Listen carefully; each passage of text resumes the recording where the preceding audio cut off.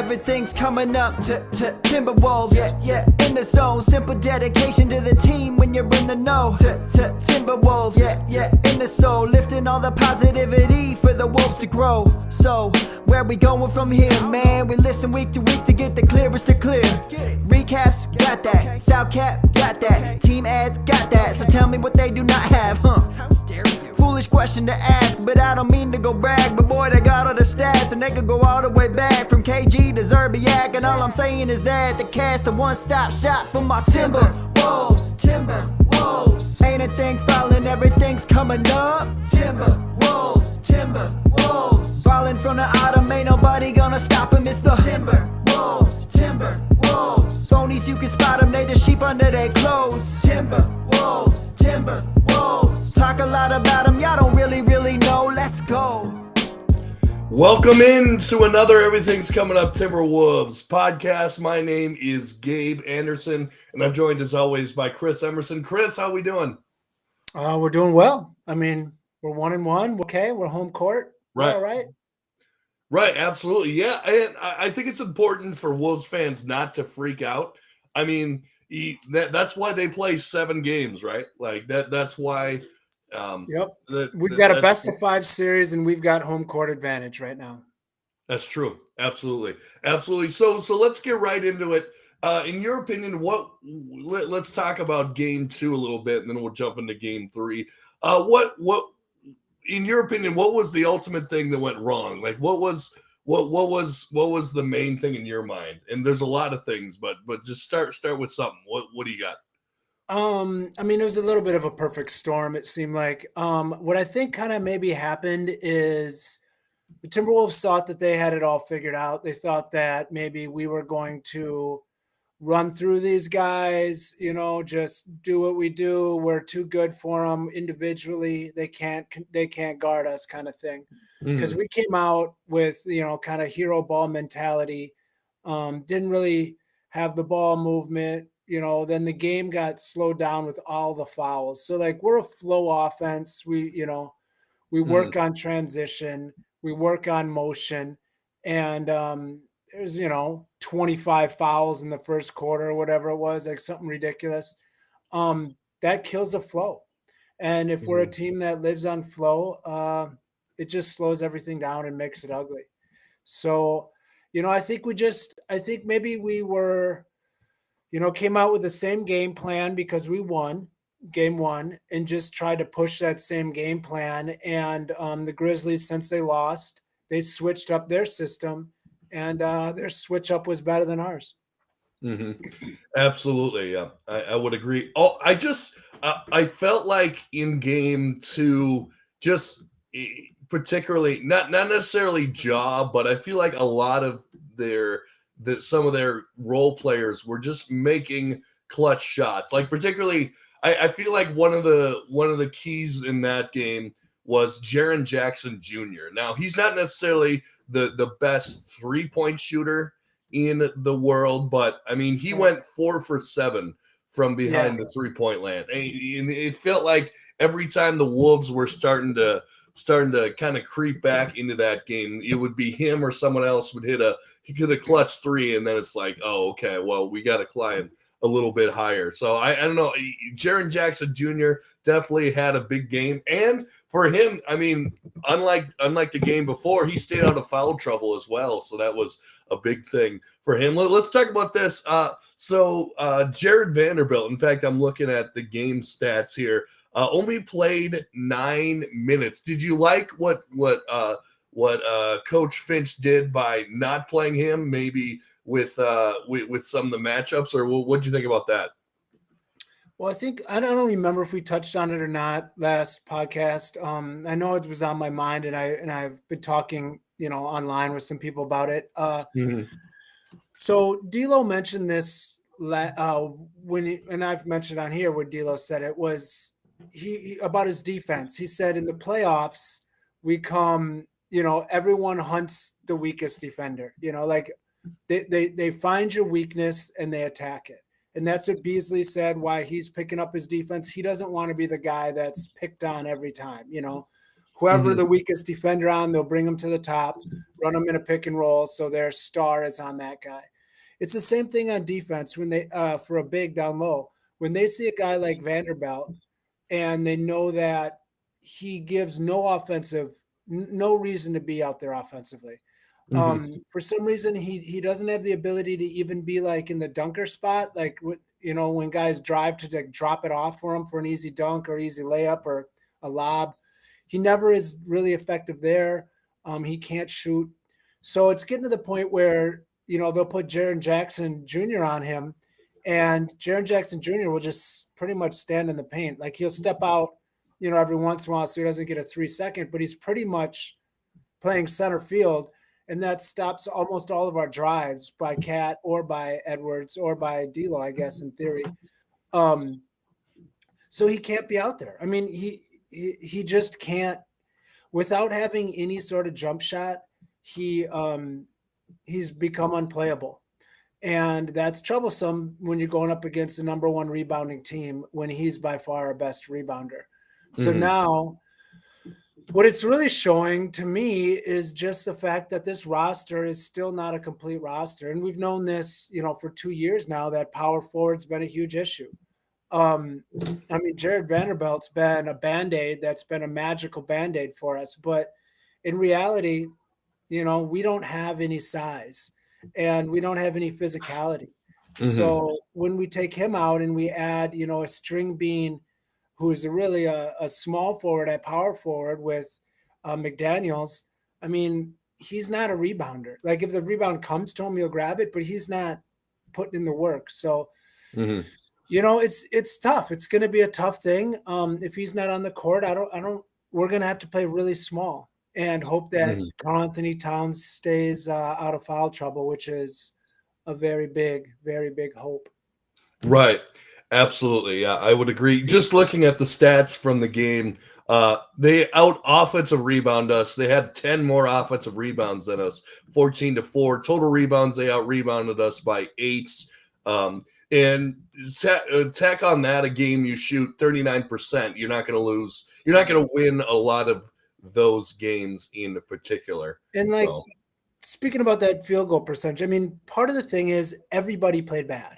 I don't believe that's going to happen again. D'Lo, who in the season averaged 31 points, shot 55% field goal and 46% from 3 against them all season. The best team, nobody in the NBA did he play better against than the Grizzlies. And now in these 2 games, he's scoring 10 points, 22% field goal shooting, and 30% from 3. And that 30% skewed because one of those was that chuck that he hit, when he was trying to draw a foul. Yeah. So it's probably down to about 20% on that too. So, I mean, he's playing horrible. Edwards played terrible. It kind of became the same as a problem with Cat in the Clippers game when, Cat didn't do anything because he got doubled and he was trying to force it. Well, like we mentioned, when you've got a big standing in the paint, Edwards can't really drive on that. So when they're blitzing him with 2 guys, he needs to pass it is what he needs to do. He needs to be just a willing passer. And he was forcing plays. And even after the game, he said, I took some bad shots, but the problem was just shots weren't falling. And he said, I took bad shots in game 1. They just fell. That's the difference. So, and then Cat didn't have a good game. I kind of think their strategy right now, what it looks like is the Grizzlies strategy is they're putting Dylan Brooks, or at least to start the game, on D'Angelo Russell, and he's just denying the ball. So they're trying to keep the ball out of Russell's hands, which is smart because we have no other play creators really. And then they're just going to blitz Towns and Edwards, and our other guys, have stunk. Yeah, just looking at some of the shooting splits of some of these guys. Edwards 7 for 16, D'Lo 3 for 11. Even coming off the bench, Jaden McDaniels 1 for 7. Jalen Noel, that was the worst McDaniels game I've seen maybe all year. He was terrible. Bad. Yeah. I mean, multiple air balls. Just looked like he just wasn't mentally in it. again, it was just a perfect storm. Our bench played terrible. One interesting thing about our bench, how many minutes did McLaughlin play? Do you have it up? Jordan, yeah, 17. So that was interesting to me. He played a lot, and he played a lot with D'Lo, and it might have been just that they were denying D'Lo the ball. Sometimes they're trying to get him the ball, but it was just denied. But when he was in there with D'Lo, he was the primary ball handler, and I think the reason he played so much was because we weren't moving the ball. Like I said, we weren't playing Timberwolves basketball. We thought that we were going to get an easy bucket. So. It's going to be interesting to see what we do to change it up. I hope that it's an eye opener for us, which is Right. exactly what it needs to be. And that's great. We're coming home to one of the best crowds there is. In the second Yep. half of the season, and it's going to be a different game. Right. Yeah, I totally agree. And I think that's going to be a big factor for game 3 and 4. It's just coming home. And I mean, just looking at for the year, we're 20 and 21 on the road. We're a 50 or we're a probably what am I trying to say? We're about a 500 road team anyway. So winning Yeah. one on the road, that's kind Versus of the number about 2 seed. average. Yeah, Right. that's awesome. Right. I'll take that every time. So what did you think? Something that I want to bring up a little bit. What did you think of Naz Reid's play in this game? Because unlike the usual how the Wolves work, actually at halftime, Naz Reid, I get a notification on my phone with scores. I was watching the game anyway, but Naz Reid was actually the leading scorer, and if anything, kind of kept us in it in the first half. What do you think of Naz's play? And maybe it's because I love Nas and I think more of him than most people. He was very polarizing. It seemed like because, like you said, in the first half he had 10 minutes, um, Mm-hmm. and so I mean, obviously he wasn't the leading minute guy, nowhere close, and he was leading the team in points, he was leading the team in rebounds, and he had 2 block shots, which is also leading the team, and had a couple other denials at the rim that weren't blocks, but at least changed the shot to the point where that it was unshootable. Mm-hmm. But yet Finch comes out and really challenged Nas in the presser. And I thought that was a bigger deal. I looked it up on Twitter, and Dane Moore posted his comment. And it's always important to see how that comment came. And what happened was Dane Moore questioned him about Nas Reid and said, well, how do you think Nas did? And Finch said he has to play better, and he made a lot of little plays that were bad. And for him to kind of go out of his way, to say that, I thought was a little off for a guy Mm-hmm. who's definitely a role player, usually, averages 15 minutes per game this season, and led your team in points and rebounds at half, and when nobody was doing anything. Like, it's not like there was high level play being done by other players. He was the Right. only one that really did anything. It was kind of like, what are you doing here, Finch? And maybe it's the way to motivate Nas, or maybe he knows that he's going to need Nas to play big minutes because Cat can't stay out of foul trouble. I mean, what it really comes down to me, is this series is going to come down to Cat's ability to be on the court. And Finch playing him these extra minutes, when he had 2 fouls and he played him a lot, but even with 2 fouls, I don't want to see that because he doesn't drive. Cat doesn't drive. Then he's not aggressive because he picks up so many offensive fouls. He can't do that. And then on defense, he's just a matador, letting guys go right by him because he doesn't want to pick up an easy foul. I'd rather have Nas out there. So I don't know if it was a way to kind of challenge Nas to step up because he's going to have a bigger role in this series, or if he just sees it differently than me, which is, possible, because there's definitely some smart guys in Timberwolves Twitter that hate Nas Reid. Mm-hmm. But I love the guy. So I don't know. Yeah, no, I'm definitely not at the point of hating Nas Reid. I love what he's done for us all season. I think he's kind of out of his element where he doesn't like he's not in the post. I think he's most at home not out shooting 3-pointer. I think he's best when he's in the post and he gets to do like a post move. I think that's where pick and roll. Yeah, and pick and roll game as well. So something that I noticed about this game, just looking at the score sheet or at the box score, the Grizzlies they're starting him obviously, but Steven Adams only played 3 minutes in this game, like a total of 3 minutes. He's even done. less. What? He's done for this. He's done for this series. Really? You don't think he'll play at all? No, I don't think he will. Because he's been terrible. Like, and it's not him. It's just he doesn't work in what's happening. And they've got so many bigs. And again, that's the problem with our roster construction. When we get our guys in foul trouble, like when Cat gets in foul trouble, or anyone, like who's our next guy over 6'10"? I'll tell you, nobody. You know, like Nas Reed is like 6'9". You know, so like McDaniels, I guess, is the only guy over 6'9". They've got so many bigs. Tillman came in and played well. They've got Brandon Clark can play well. They've got Jaren Jackson Jr. So, I mean, they've got so many bigs that are NBA quality they can throw at you. Same with guards. They're just a much deeper team than us.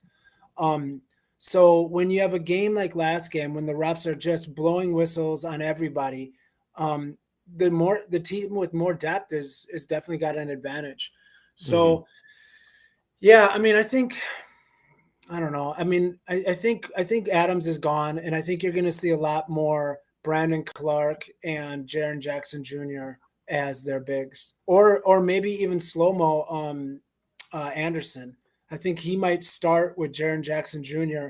because that also gives him another passer, another play creator. Yeah. You're talking about slow-mo. I cannot stand watching Kyle Anderson shoot a ball. Like, oh my gosh. Like it's hard to watch. and it goes in. It goes in too. Like, which is more frustrating. Right. Yeah, it really does. Like, particularly when he's wide open and it's that slow shot and there's no one in his face. Like, come on, guys. So we got a question in the chat. Do you take confidence in how bad most of our key guys played and we're still going home 1-1? What do you think? For sure. I mean, I don't believe that there's going to be a game where our big three, and I mean, Ed Beasley, like I said last game, if Beasley doesn't score 15, we lose. He scored like 7. We need, I take all the confidence in the world in that. I don't believe that that's going to happen more than one more time this whole series. We're at least going to have one, if not 2 guys step up. So I take a ton of confidence, and I think the Timberwolves should. I mean, it's hard to take confidence after just getting completely run over, but it's 1-1. So like I said, it's a 5-game series now, and we have home court advantage. I mean, that's a good place to be in for a Timberwolves team that was, struggling right on the edge of the playoffs. Right. I mean, we spent a lot of the year just hovering around that 500 mark anyway. Like, I remember we had videos called getting over the 500 mark or hump. Yeah. So, and it wasn't that long ago. No, it wasn't. It was just the trade deadline. It was. I remember. Yeah. Right before we had that like 12-game stretch of just bottom feeders where we then pushed ourselves quite a bit over 500, but it was, we right about then we hit 500, and then we had a real easy stretch where we kind of buried it. Absolutely. So anything else you want to touch on the game, or should we wrap it up pretty quick here? What do you think? Yeah, I mean, there's not much to say because it was just so bad. Like nothing went well. Like I didn't watch. It was a train wreck, and there's once something starts going the wrong way, it's hard to really, like, I mean, we could talk about how Josh Okogie played, but I didn't watch it. I turned it off. I didn't watch the fourth quarter because there's no need to. When we were down 25 or something like that, I think Jaren Jackson hit another 3, and I was like, "Yep, I got things to do." Right. I watched. There was probably 5 minutes left when I was at a friend's house. I could have listened to it on the way home, but I'm like, I'll listen to music. Right. Yeah. So how you feeling about games? We'll put it in a little. We'll put 2 together. Games 3 and 4. You feeling confident about it, or after that performance a little less confident, or what do you think? For sure, a little less, but it's going to be a different vibe at home. I mean, we have a very, very loud crowd right now. Mhm. These last 20 games, that's going to make a difference. If D'Lo can hit, or if D'Lo or Anthony Edwards can hit 2 3-pointers in the first quarter, and just get the crowd behind them, it's different. It'll be a different game. I Mhm. mean, I actually, for the first time ever at last game, I saw Anthony Edwards talking to fans during the game, like chirping back and forth. Mhm. Um, which I was paying attention to that because I'm like, well, maybe this will be a good thing. Like maybe that'll get him motivated. But Mhm. shots weren't falling. So it sounds bad to say this, but we're kind of a front running team. Like when we're up and we're running our offense and we're flowing, we're hard to beat. We're running, everything's moving. But Mhm. when we're down, it's hard. And it again, it comes down to Karl Anthony Towns, and it's not so much not having him out there because D'Lo and Anthony Edwards, I think, can equally carry the team, Mhm. but it's the fact that we don't have very many bigs behind him. So if he's out for a large portion of the game, that means Nas has to play starter minutes. And Mhm. even more than that, like who's behind Nas? We've got Monroe who's been, bouncing around teams. He doesn't know anything what's happening with our roster. Like he Right. doesn't know our plays. He doesn't know much of anything. So I don't see him really factoring in. So we're just so thin. But again, this isn't a championship team. This is a team building for the future, and these games are great learning. And Mhm. even if we don't get out of this series, I mean, let's make it a 6-7 game series so we can just build on that. Absolutely. And that's why I heard this term and I love it. We're playing with house money right now. For Like sure. obviously you want to win the series, you want to win the championship, but as long as we're playing well and we're starting to show some strides and we're getting this experience, man, like that's gold right there. I think our goal this year was making the playoffs and we did that. Mhm. And anything else is just extra at this point. Right. I think I think we're at least going to split Mhm. this these two games, and I think there's a real chance we could win them both. I I mean, I love don't it. I don't think that's out of the question. Mhm. We just need guys to hit shots, and we've got shot makers. It's not like we've got guys that like game one we didn't play that well. Mhm. We got outshot at the free throw line by a ton. We didn't. D'Lo didn't play very well at all. Like we had a lot of guys that didn't play well, so we had a ton of Mhm. turnovers. So we haven't even played a good game yet. So if we play a good game, Timberwolves basketball, we should be able to win. And I feel like we should at least one out of these two games play a good game. So Yep, if that happens, we'll win. absolutely. Yep, I agree. And yeah, I'm just excited. I will be in attendance for both games. One with actually a Memphis fan, and then one with a bachelor party crowd. So we'll be crazy. That's good. We'll get after it. Oh, one thing I did want to mention, and then we'll wrap it up. Uh, did you watch it on Bally Sports or NBA TV? I was on neither, but I'm trying to think what the broadcast was. Okay, It but so was you weren't on NBA TV though. no, I think it was. I mean, I wasn't okay. It wasn't officially NBA TV, but that was the broadcast that I was seeing. Oh, okay. Yeah, I didn't have Jim Pete announcing. It was NBA TV, and it was terrible. Like Oh my this, gosh, it was so first of all, they couldn't get their clock right, so you it didn't was know how bad. much time was left. You didn't know The how much score time was was left in the bad position. They did that thing where they went to Carl Anthony Towns and John Morant's dad for too long. for like 4 minutes straight, and he missed like two dunks. Those guys. Oh, did we? Yeah, we did. Yeah. I saw. Yeah, I saw a break. Yeah, yeah. And the problem with that is those guys were entertaining for 4 seconds, and then Mhm. like those guys aren't that entertaining, and they were like making them continue this like silly back and forth, and none of those guys had any material left to say back and forth. So now they're just pulling stuff out. It was sloppy. It Yeah. was bad television. Yeah, no, I agree. Yeah, NBA TV thumbs down. Like For sure. why we were even on NBA TV is beyond me when you gotta So I thought about that, but I think both one seeds were playing that night. So I mean, I I get guess. it, but Yeah. I yeah, guess. I don't Yeah. know. But yeah, I mean, what it comes down to next two games is foul trouble. Hmm. And if Cat can stay out of it, we will have a very good chance of winning. The problem is John Morant lives at the rim, and Cat can't stop fouling people.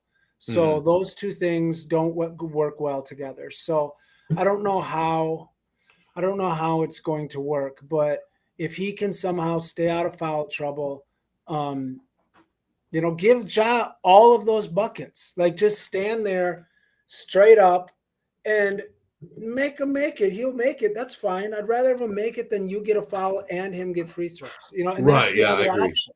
It's Right. not like it's not like he's Karl Anthony Towns isn't Dikembe Mutombo. It's not like Hmm. you're turning away all these guys and like protecting the rim. Like very little block rate.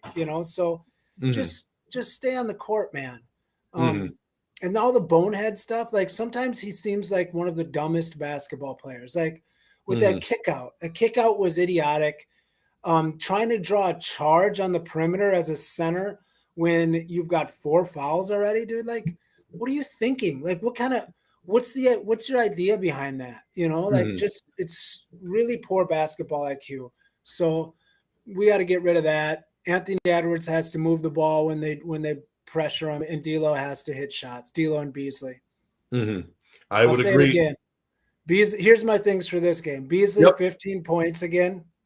Over 15 points we win, and D'Lo over 6 free throw attempts we win. Under 6 free throw attempts we lose.